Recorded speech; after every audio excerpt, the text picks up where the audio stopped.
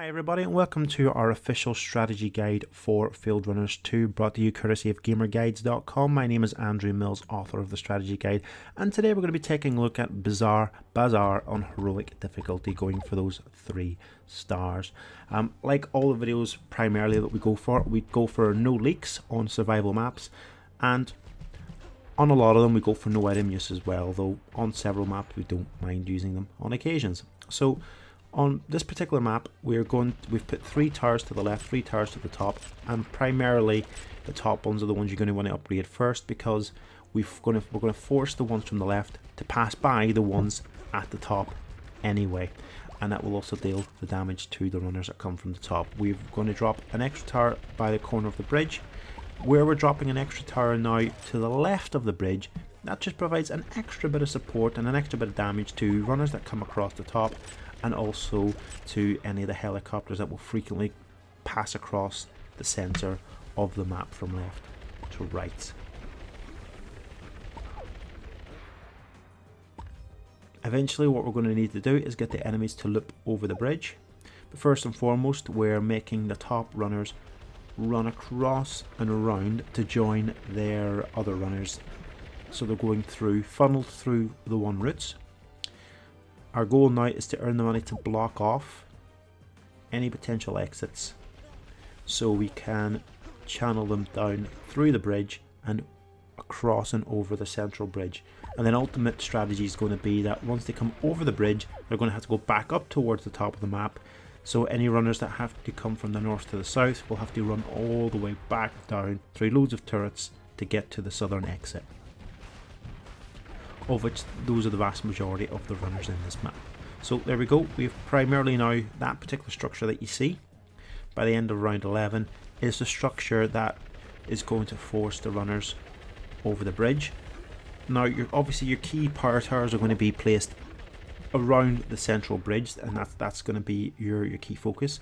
Where you're going to have there is on the left hand side of the bridge you're going to ultimately have spark towers, and on the right hand side of the bridge you're going to have Tesla towers. And they're going to play to their strengths by damaging the units as they're coming through, but also making sure that the helicopters are all taken care of comfortably as well.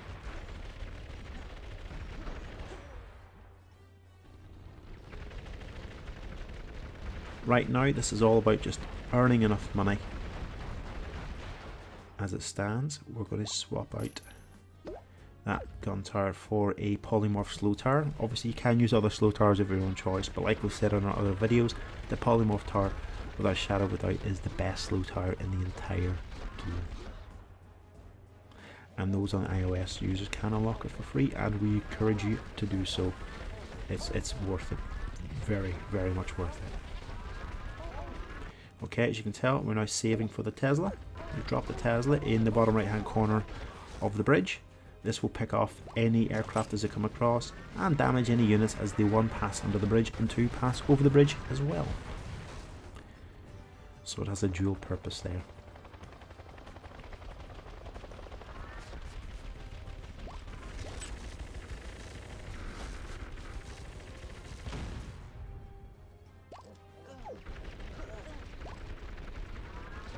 We're just getting ready to upgrade there we go, Spark Tower is now upgraded to level 3, and that will deal some good punishing damage, certainly in these early stages.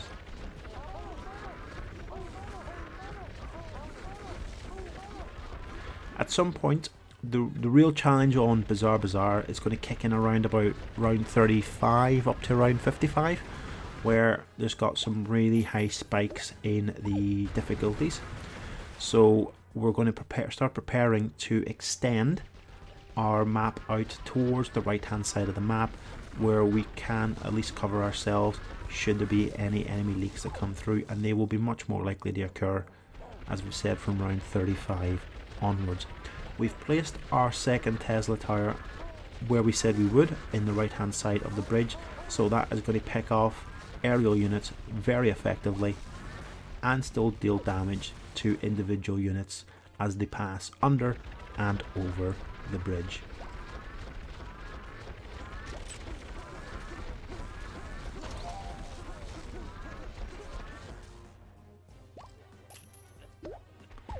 Okay, we've now swapped out our last gun tower that was sitting right beside the bridge for another spark tower. We're going to upgrade that to level 3 as quickly as possible.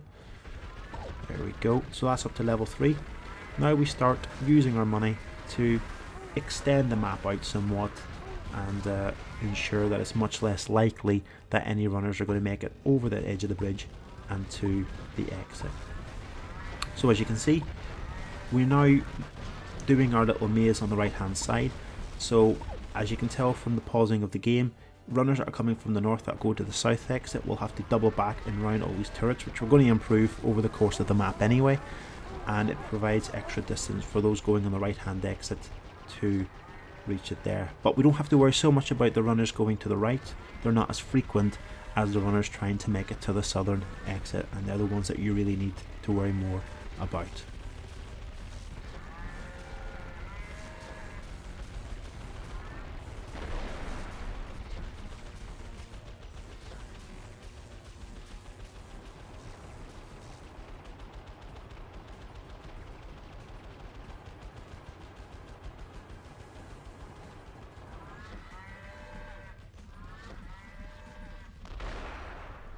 There we go, finally. That's that thing finally done out of the way. So we're just saving a bit of money to upgrade the the other Tesla tower. That's right, there we go. Now we've got both Tesla towers at level 2. It is key to make sure that your Tesla towers are upgraded to level 3. Now that we've created the majority of the structure of the maze, it is important to make sure that we're dealing damage to all those aerial units, because they're the ones that at the minute can pose to be quite a threat. But this particular maze structure is really strong for certainly going for heroic. Perhaps not as strong as if you're then wanting to progress onto endless mode, which has a massive difficulty ramp up, literally from around 71. The health just shoots right up on the enemy units. So there are possibly other slight maze formations that would make a slightly better use of endless mode. But in the world of simplicity and making it easy to replicate a maze without being too overly complex, this does the job quite admirably, just to get the 3 stars at least.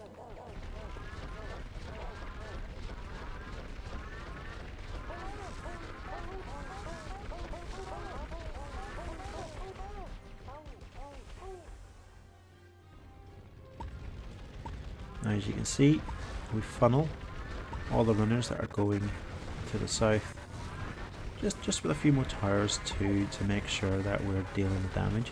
At some point, we'll point this out in advance, the bottom 2 towers that you see that covering the southern exit, it is worthwhile, possibly in advance, to level both of those up to level 3. You will find that a couple of runners will get very close to the exit, and that will means we need to upgrade those towers a bit closer than we would have liked.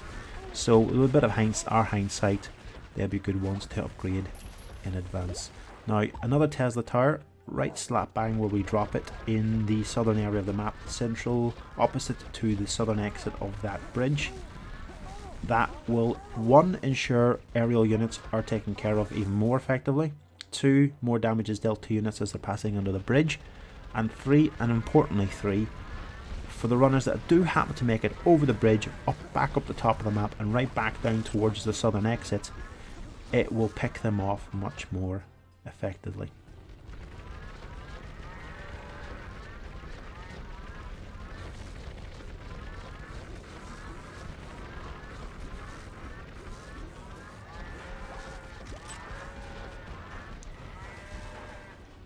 Okay, so that's the majority now of our Tesla towers. We're going to have one more Tesla tower a little bit later on in the map. We are going to place a 4th Tesla tower where the Gatling turret is to the direct right of the bridge exit. That's in between the bridge and the right hand exit. We will place a Tesla tower there as well, just to make it life much more difficult for the runners that come across. Another good thing to bear in mind in advance is that the plasma towers will provide some fantastic support at the top end of the map as well, and they'll do some really good damage to the units that are confined to the pathway that leads into the entrance of the bridge.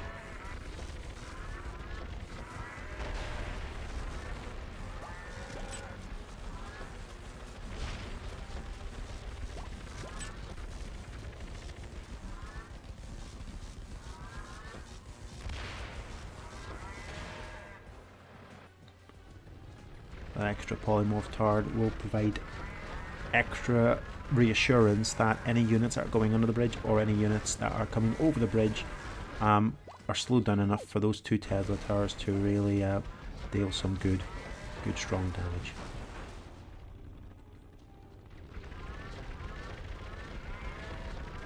Okay, you can see we're now getting ready to position in our plasma tower near the top of the map. We're just waiting till we get $60, or $57. Sell the tower for 3. We've got our 60. We now ensure that runners from all angles are going to take damage from that particular plasma tower, and eventually what will happen is where the most northern polymorph tower is, which is just above the Tesla tower, to the right of it is a Gatling gun tower. We will swap that particular tower out for another plasma tower, so the two will bounce off each other, creating a nice tight corridor of Fieldrunner doom.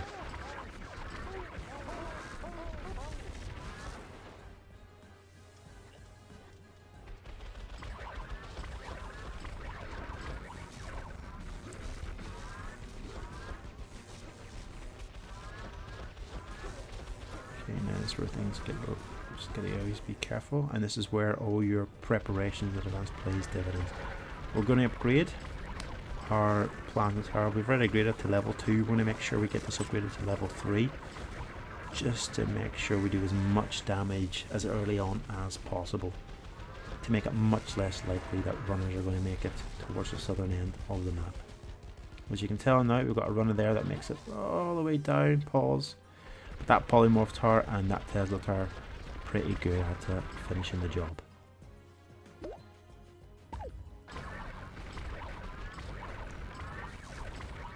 We just added a new spark tower there to strengthen that corridor of Fieldrunner doom.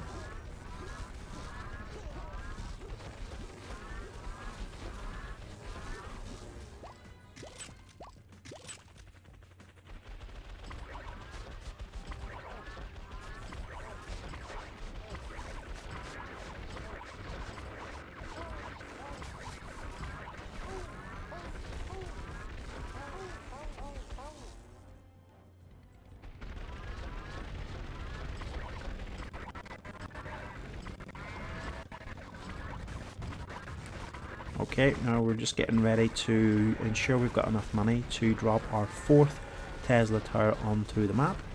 So you can see the mouse icon hovering patiently over that gun turret. And we're just going to wait until we get to $67 at minimum, and the buyback of $3 will ensure that we got the $70 that we need. There we go, 67, $3, $70, and we've got enough money for a new Tesla tower. And that's going to be one of the key things on any of these levels that you play on Fieldrunners 2 is your money management.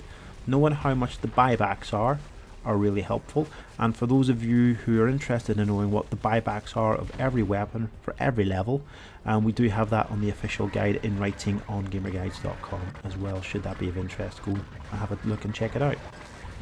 Okay, so with that plugging over, let's get back to the main strategy. We're upgrading that new Tesla tower. That's going to be our new focal point, and making sure that's upgraded to level 3.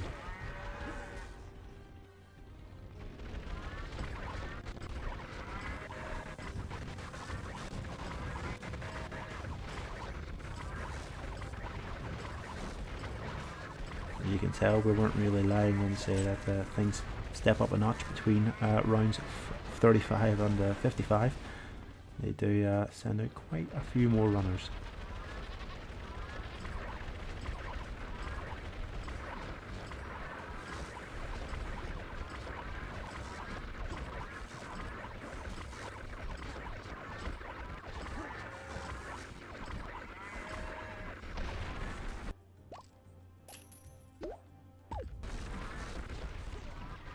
Okay, we're getting another spark tower in there, and that particular spark tower serves 2 purposes.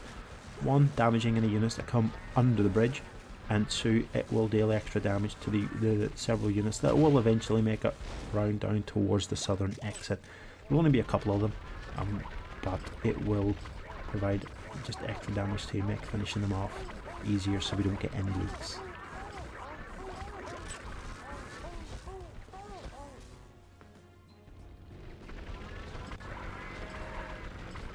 quite a high difficulty spike on this round, round 55. In our previous testing of mazes, this was the particular round where it was much more prone to getting enemy leaks. There are some runners there that are quite stubborn, to say the least. And as you can tell, they're much more likely to make it to the southern end of the map. And we upgrade. And I realise you're like, oh, well, that guy's maybe not going to go down just yet. Let's upgrade the bottom two towers that we mentioned a few rounds before. And they just make sure that they don't reach their destination intact.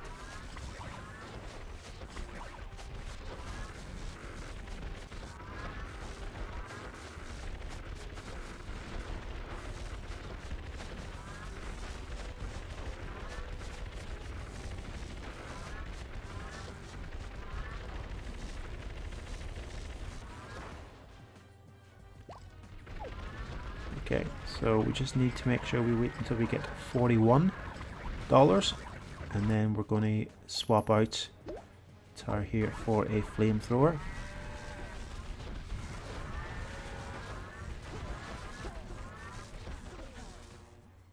This is generally the longest sort of map in the game at clocking in. Currently in our playthrough of around about 22-23 minutes. It's a lot of game time to play through, but we like to think that this particular maze isn't too taxing to memorise. The main focus is building on the top start first, then strengthening up the middle part of the bridge, extending the maze out to the left, and then extending your maze to the right, and then just strengthening up your core towers in the middle, going around the bridge. But we've had no enemy leaks yet, no items have been used, and we've still got our airstrike intact, certainly for the minute. We are quite fond of using our airstrikes. We've earned them, so we're quite happy to use them. We understand there's users that prefer not to use them, and by all means, fair play to yourselves. But as we've always said before in our videos, our goal is to make sure that your life is as easy as possible, and that's our main concern.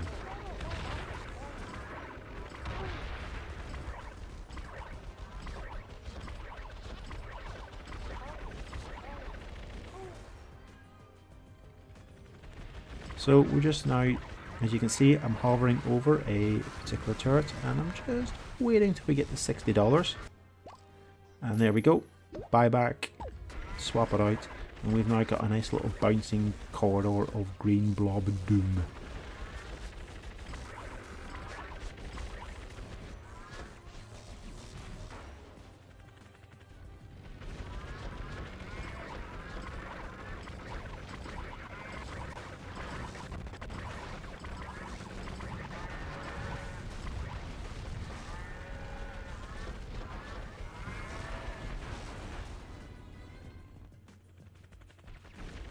Okay, we're just waiting for $45 now. Once we've got 45, we'll upgrade our second plasma tower to level 2. There we go. That's been upgraded. That will ensure we're dealing even further damage to those units before they make it under the bridge. And the tower will also ensure that we're damaging units that are, you know, make it over the bridge and running down underneath.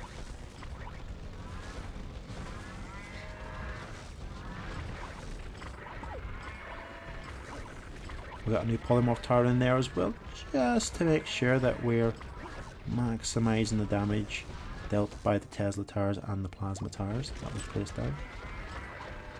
Think of that as an extra insurance policy, you know, just to make sure that the towers that you've placed down strategically are doing the damage that you need them to do. The flamethrower has been upgraded now to level 3, its maximum. So that is doing some substantial damage to units as they're passing through. You get another spark tower down there for those that are starting to cross over the bridge, because it is much more likely units are going to make it across the bridge now.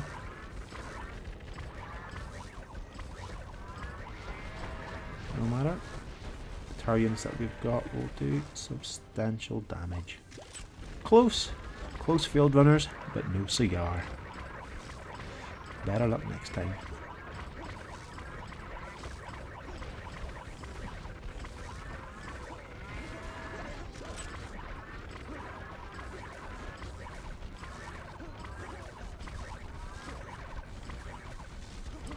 Now to be fair, we're about to run into round 68. We've hit over 1,000,000 points, so if you've yet to score that card, job done. You'll have your 1,000,000 point score achievement unlocked now. And to be fair, this is pretty much it. There's not really much extra that we do to the map. The formation's pretty much there. We just strengthen up a few towers, and we're pretty much now guaranteed that we're going to get our 3 stars. We hope you found our strategy guide video to be useful. Don't forget to check out our other official Fieldrunner 2 strategy guide walkthrough videos, and of course we've got our official strategy guide available on gamerguides.com.